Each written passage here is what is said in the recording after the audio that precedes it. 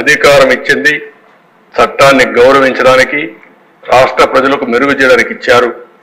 ఈ ప్రాసెస్ లో కొంతమంది సఫర్ అయ్యాం, కొంతమంది ఎక్కువ సఫర్ అయ్యారు, కొంతమంది తక్కువ సఫర్ అయ్యారు. మొన్నటి వరకు ఎప్పుడూ ఊహించినటువంటి, ఎప్పుడూ సినిమాల్లో హీరోగానే కొట్టడమే తెలిసిన పవన్ కళ్యాణ్ గారు కూడా రోడ్డు మీద పడుకోవాల్సి వచ్చింది.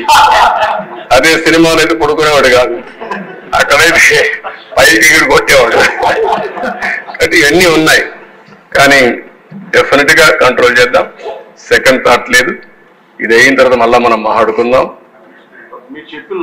కమిషన్ కూడా నేను ఆలోచిస్తాను, ఏ విధంగా వేయాలి అనేది కూడా ఆలోచించుకొని నేను అన్ని స్టడీ చేసుకొని అవసరమైతే క్యాబినెట్ లో అయితే మాట్లాడి యాక్షన్ తీసుకుంటాం.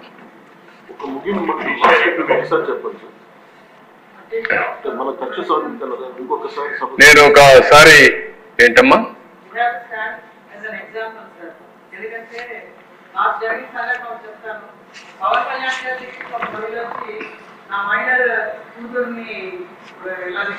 తీసుకెళ్తారని చెప్తే ఆయన వెంటనే స్పందించి విత్ ఇన్ 3 days తీసుకొచ్చారు.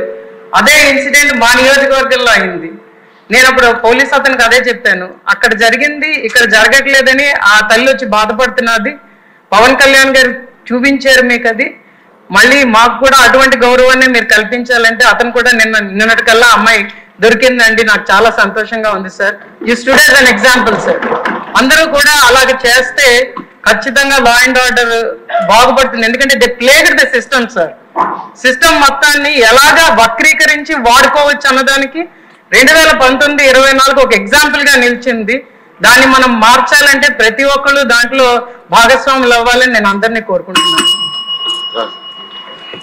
నేను ఇక్కడే మిమ్మల్ని కూడా కోరుతున్నా, మళ్ళీ ప్రభుత్వాన్ని ఇబ్బంది పెట్టే పరిస్థితి ఎన్డీఏలో ఉండే ఎవరు తేవద్దండి. నేను చాలా స్పష్టంగా రిక్వెస్ట్ చేస్తున్నా. ప్రభుత్వం దృఢ సంకల్పంతో ఉన్నాం, లా అండ్ ఆర్డర్ మెయింటైన్ చేస్తాం. వారసత్వంగా కొన్ని సమస్యలు వచ్చాయి, ఏ సమస్య వచ్చినా ఆ సమస్యను పరిష్కారం చేసే శక్తి ఎన్డీఏకుంది. నేను ఇక్కడే మిత్రులు పవన్ కళ్యాణ్ గారు మేము ఒకటే చెప్తున్నాం, అప్పీల్ చేస్తున్నాం, మన సభ్యులు ఎవ్వరు కూడా లా అండ్ ఆర్డర్ మీ చేతులు తీసుకోవద్దండి.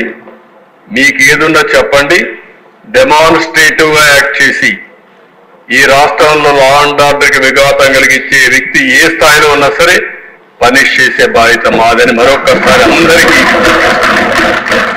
ఇప్పటికే కొంత మెరుగయ్యింది, ఆవేశాలు ఉన్నాయి, ఒకరోజు ఆవేశాలు పోవు, బాధ ఉంది మనసులో. చాలా ఓసారి మీకు అవే జ్ఞాపకం కూడా వస్తూ ఉంటాయి, ఎందుకంటే మీకు జరిగిన అన్యాయం తలుచుకుంటారు. మీ కింద ఉండే కార్యకర్తలు వచ్చి వాళ్ళు కూడా బాధపడతారు. నాకు ప్రాణ సమానమైనటువంటి కార్యకర్తలు పోగొట్టుకున్నాను నేను. అందుకనే మీరు చూసి చంద్రయ్య కేసులో నేనే పాడి మోసాను. నేను మర్చిపోగలుగుతాను ఆ సంఘటన, నా జీవితంలో మర్చిపోలేను. ఎందుకు అతను చేసినటువంటి త్యాగం అది. అలాంటి వాళ్ళందరూ ఉన్నారు, వాళ్ళు మన ముందర కనపడిస్తూ ఉంటారు. కానీ మనకు ఒక బాధ్యత కూడా ఉంది. ప్రజలు మనకిచ్చింది కక్ష తీర్చుకోమని అధికారం ఇవ్వలేదు, తప్పులు చేసిన వాళ్ళని క్షమించమని కూడా ఇవ్వలేదు. అది కూడా అసమర్థం అవుతుంది, ఆ విషయం కూడా మీరు గుర్తుపెట్టుకోవాలి.